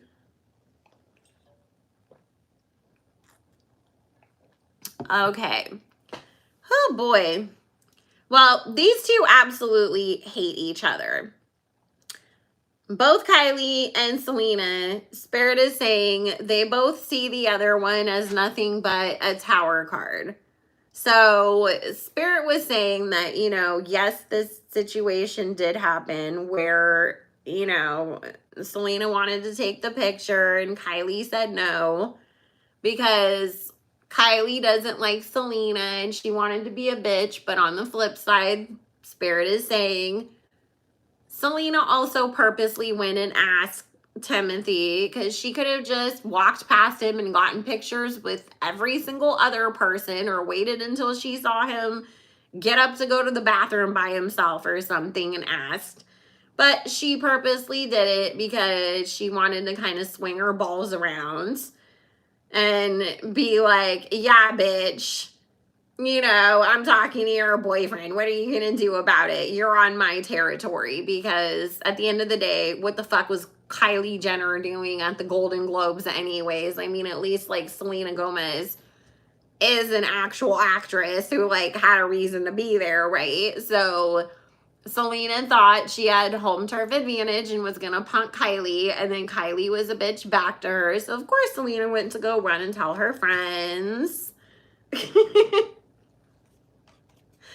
This is just Spirit is saying they actually have not liked each other for a very long time. It's just that we have only seen this over the past year with the whole eyebrow gate situation sort of popped it off. But Spirit saying that there has been beef between them since back in the day when Selena and Justin were still dealing with each other. So didn't Kendall date Justin Bieber at some point? And then he ended up with Haley after that. But the Spirit's talking about like Selena doesn't like Kylie because people that Kylie's friends with, you know, not just obviously Haley, but other people too, have, you know, dated her exes, or that she feels like, oh, like you're friends with all these people that I don't get along with or that don't like me. And Kylie is just Spirit saying kind of a mean girl. She's not really the nice one that everybody thinks that she is. You know, she's very much has that Leo, I'm the boss, I'll, you know, punk you right back kind of energy. And I don't think that Selena was entirely thinking that that's what she was going to get in return from her.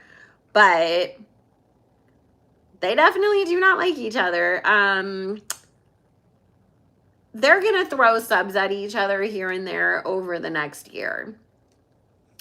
Nothing will ever be super directed, you know, like, hey, you fucking bitch, you know, and adding each other type of stuff, but more like, oh, I posted a selfie and I said she wishes she could be me, and it was me, you know, subbing Kylie when I said that. Like that type of, you know, kind of white girl subbing each other beef. I know somebody said, I wonder which white girl would throw hands better. I would say Selena because she's at least half Mexican, so she's got some fiery energy in her. And Kylie just seems like she would run screaming the opposite way.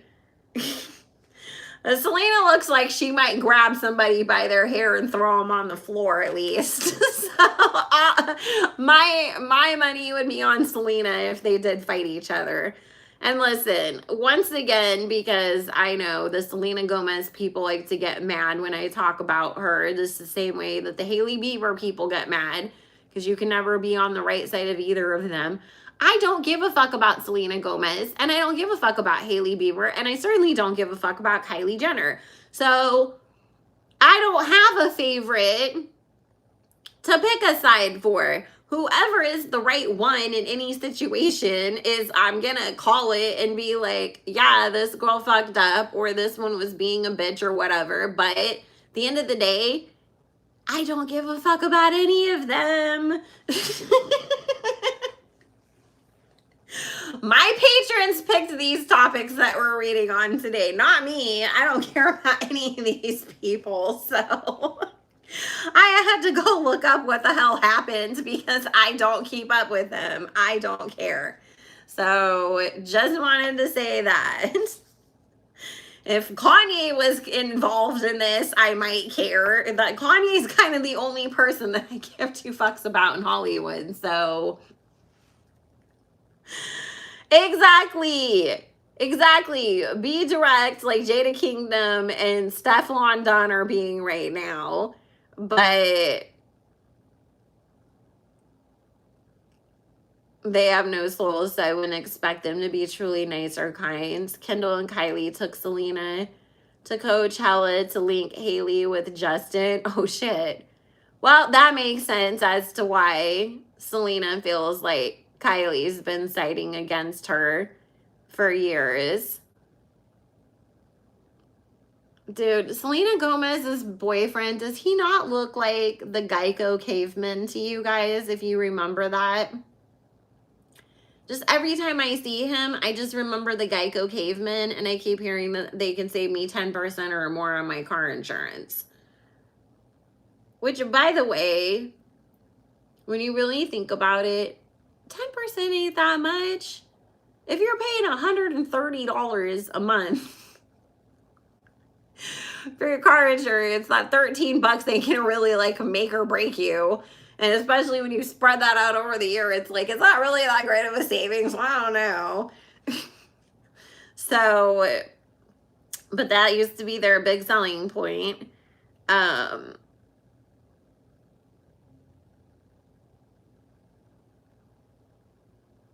You're not with me, about to have you snorting at work.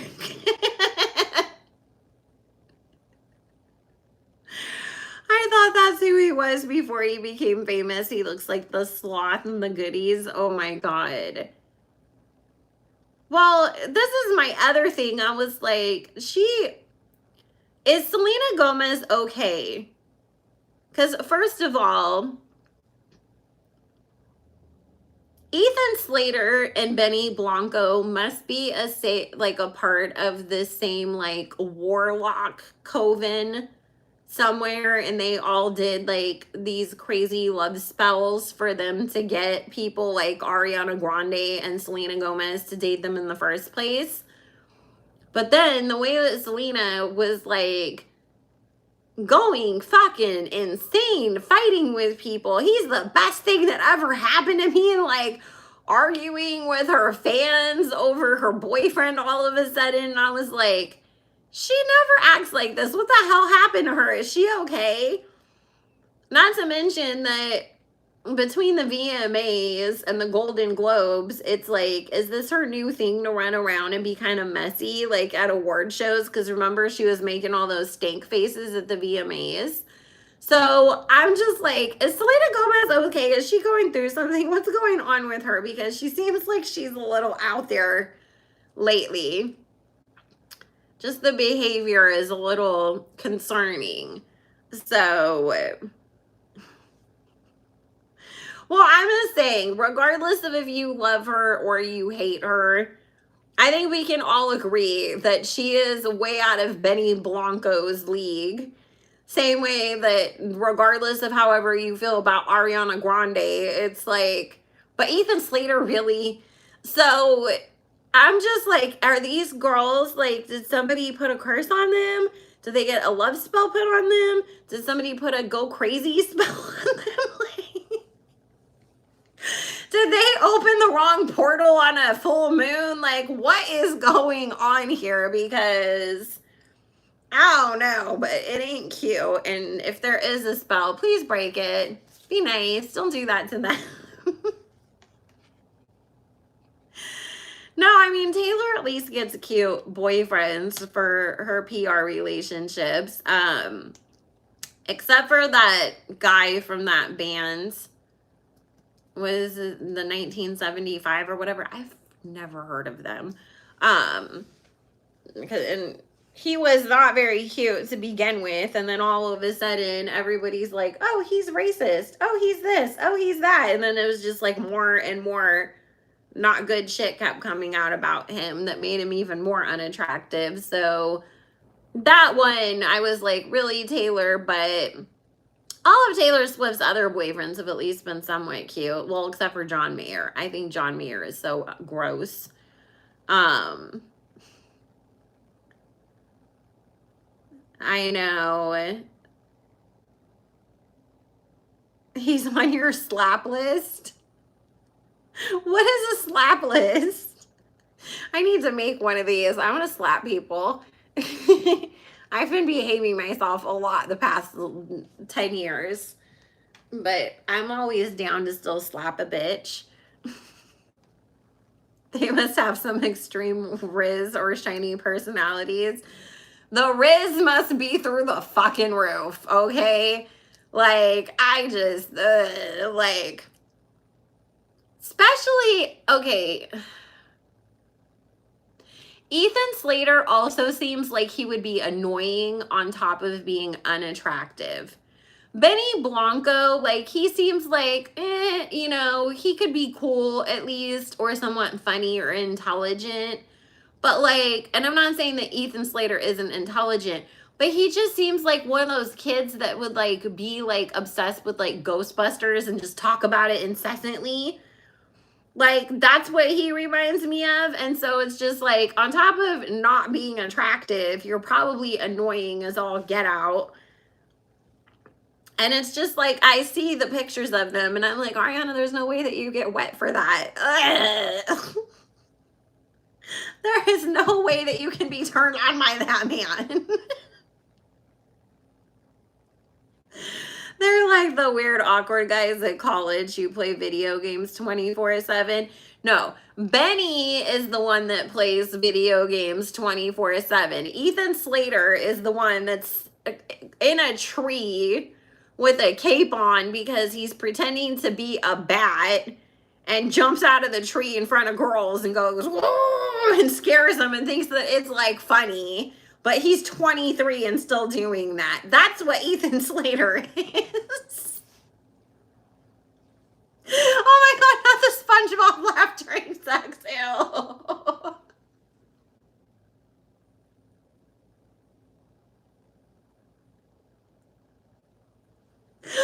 Oh, gross.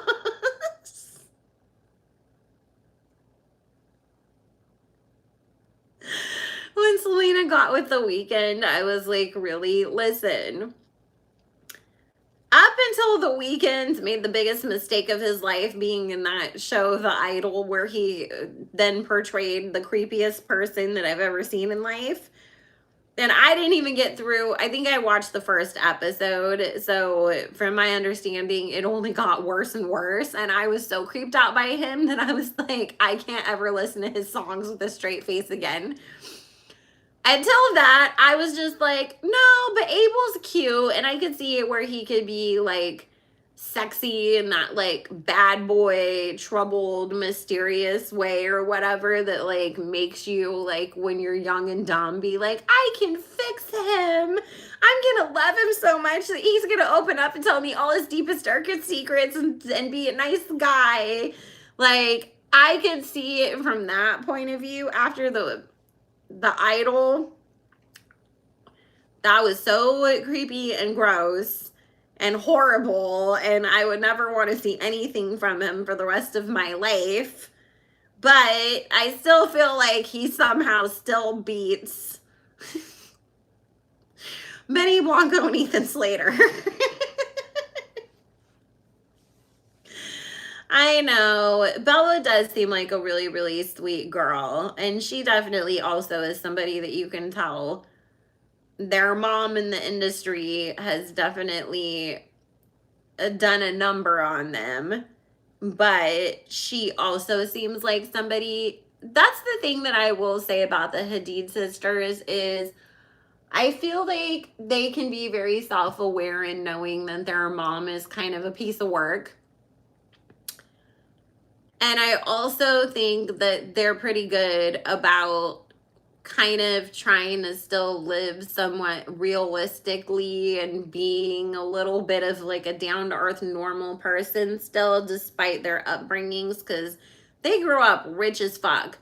And, you know, from everything that I've read, all these stories over the years about how like Kendall and Kylie would go to restaurants and be so fucking rude to the staff and not tip anybody, and they just kind of always act like very entitled wherever they go, and like, oh well, if you work here you work for me now, and that kind of stuff. Whereas like people have always said the exact opposite, that Gigi and Bella are like, they tip, they're super polite, they're very sweet, they don't act entitled, they don't act like, oh, like I just deserve everything and everybody needs to kiss my ass because I grew up rich and I'm, you know, a model now or whatever. So they do somewhat seem like they have their heads on a little bit straight, and they both do seem like they somewhat at least are trying to heal from their mother, because I have seen both of them talk about mental health and therapy and stuff before. But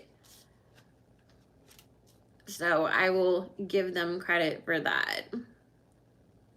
The Lord needs to release Abel from the shackles of acting. Didn't they say that he's coming out with like another show or movie or something? I just saw that and I was like, really, please God, like, didn't you learn your lesson the last time? Like, no. So I only watched that because they said that it was supposed to be like about Britney Spears' life and how she ended up in the conservatorship, and it was like a pop star, like the whole thing was supposed to basically be based on Britney Spears. And then I'm watching it and I'm like, what part is Britney Spears? Like, this doesn't seem like anything that I know of as far as Britney Spears' life goes. And I don't think Britney was ever doing any of the stuff that the girl on that show was doing from what I saw.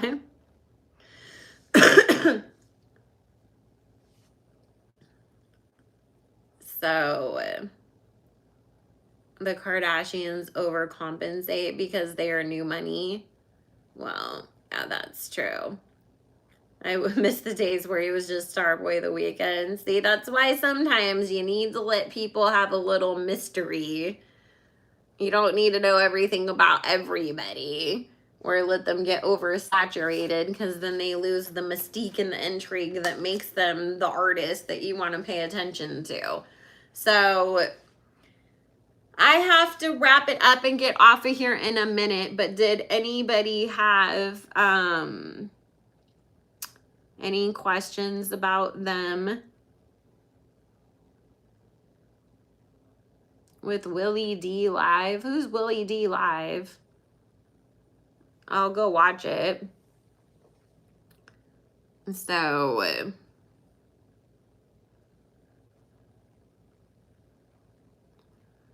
but yeah, I mean, they're just gonna continue to not like each other and beef is basically what Spirit has said.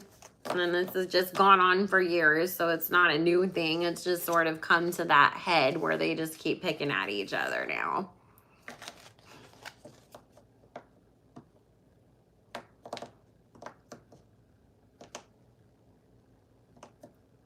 Okay. I was like, I never heard of that person before, so that's why I was like, is this like some big interviewer that I just wasn't aware of? I won't forget, Preston. That's also why, like, I was like, I have to be able to watch it.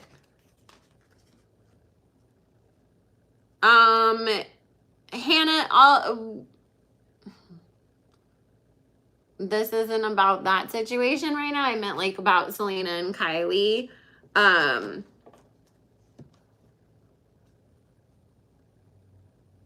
Selena and Taylor have kind of a weird friendship anyways, where I've seen that people have said that they kind of only hang out with each other when both of them need PR or a distraction from something else. So, but that would have to be a whole other reading because I feel like there's a lot of layers to that situation.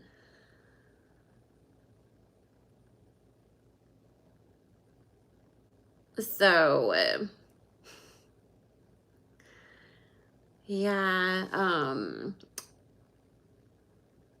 I know Scandalous Media said that they were gonna do a video on their friendship because, like, they said that they're not like really friends, but I don't know if they've put it out or not. I haven't checked that channel in weeks, so I just even remembered, like, oh, they've probably uploaded some videos that I haven't watched.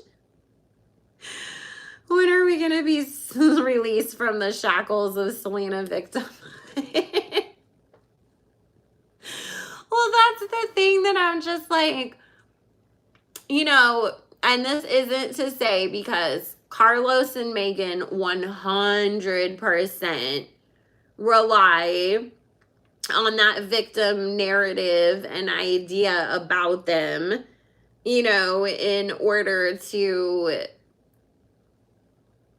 get whatever that they want and stuff, but we all call them out for it constantly. But I'm just like, how come nobody ever like has that same energy for Selena and Taylor? Because I feel like they invented that game and perfected it, and as much as like Megan or, you know, Carlos could ever try, that they like still like don't come anywhere close to what Selena and Taylor have been able to accomplish with their victim narratives. So it's just like, I don't know, like we never really seem to hold them accountable the same way we do the other ones. No, Selena, both of them have great PR teams. Both of them have great teams. You have to give them credit for that. How does Kylie feel about Selena's makeup line being better? Well, Spirit's saying neither one of them wants to even, and this is the last question, guys, and then I gotta get off of here. Neither one of them wants to even consider or acknowledge that the other one's makeup might be better or whatever. So I just feel like the both of them kind of take this stance of like, oh, well, you know, for Kylie's perspective, it's I did it first. I was a billionaire in makeup before you even, you know, released your first product. And for Selena, it's like, yeah, well, I'm actually in Sephora and Ulta and my stuff actually sells, and I actually have good quality products, and my brand isn't just a vanity excuse for me to have more photo shoots. Because I will say, I love that,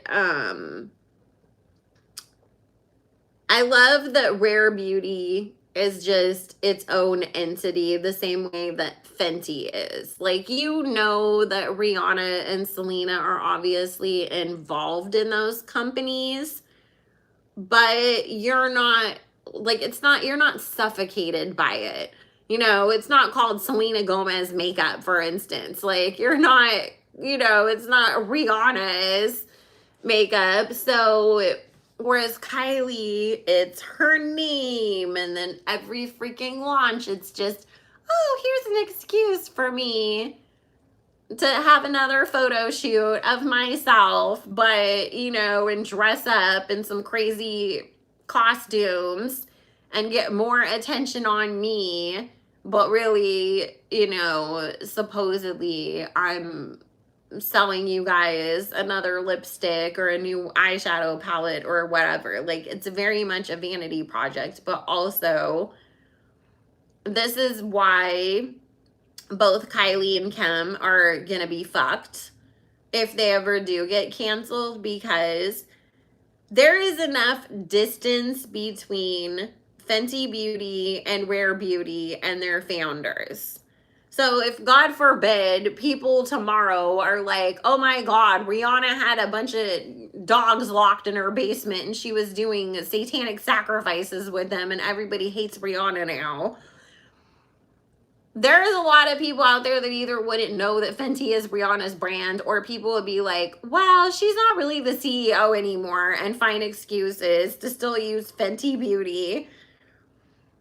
And they wouldn't feel like, oh, you know, I'm so disgusted. I can't support the dog abuser by wearing her blush, you know, because Rihanna's face isn't all over the display when you go to buy the blush at Sephora, right? Whereas, same thing with Selena. But Kim and Kylie get canceled for abusing animals. Guess the fuck what? Because their name, their pictures, their reputation, their likeness, everything with those brands, Skims and Kylie Cosmetics, is so interconnected and tied to that person, their reputation, what they bring to the table, that they get canceled. Their whole brand is just completely wiped out and gone, and it has no chance of standing alone outside of them. And they should have learned that from Kat Von D, because she sold her brand a long fucking time ago, and there are still people to this day that will not use KVD Cosmetics because they try to change it to Kindness Vegan something. I forget what that they said the KVD was going to stand for. But she probably hasn't owned that company in probably like 6-7 years at least. And people still don't fuck with that brand because they don't like her and they think she's a Satan worshiper and a horrible person, and they don't want to support her because that brand was so tied to who she was. And so it's still struggling and suffering. And there's people that are just like, well, they still sell the eyeliner that I like, so I'm still going to go buy from it regardless. But it did take its toll on it, and the company is not as profitable as it once was. So the same thing is going to happen to the K-Clan. Watch. Chloe's Good American might be the only one that has a real lasting shot at some longevity that doesn't depend on her being popular to keep it going.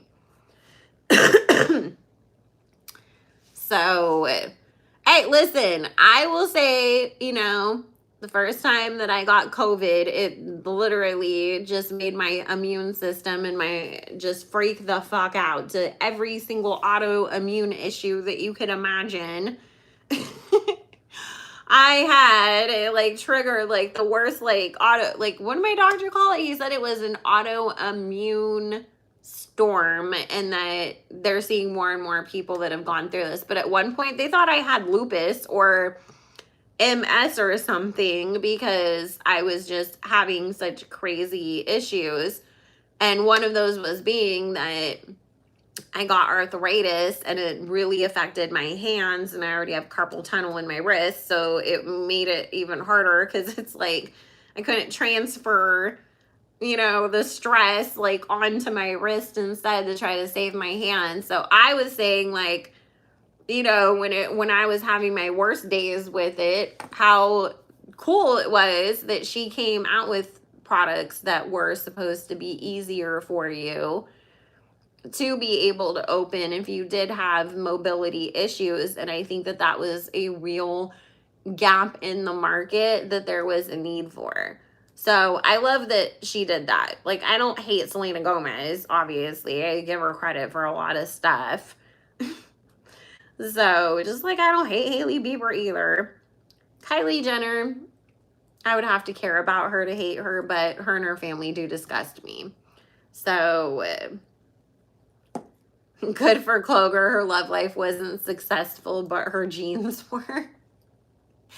Well, listen, her company has its other issues. I'm just saying, as far as needing to hinge on somebody's relevance and reputation and popularity to keep going, out of all of the K-Clan businesses, hers would have the best shot with that versus Skims or Kylie Cosmetics or, even like, I mean, do people really even like go on Poosh anyways?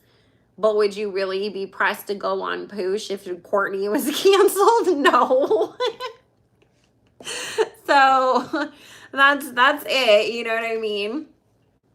It's just that's the one part that she has up ahead of that. But the company was also called Good American, only for her to turn around, because that was supposed to be the good thing, was that everything was made in the USA and now it's all being made in Bangladesh, where all the other fast fashion comes from. So, you know, that was good for the first year, I guess. And then they said, no, we would rather put profits over people and humanity. So we're going to go use slave labor like everybody else. And in that sense, a lot of people felt like they didn't mind, you know, say buying a pair of jeans for $100 versus 20 or 30 like you would at a fast fashion level, because, well, if I'm paying 100 to 200, at least it's being made in the States, it's not being slave labor, it's going to be better quality, it's going to last longer. But then they started using cheaper materials and slave labor,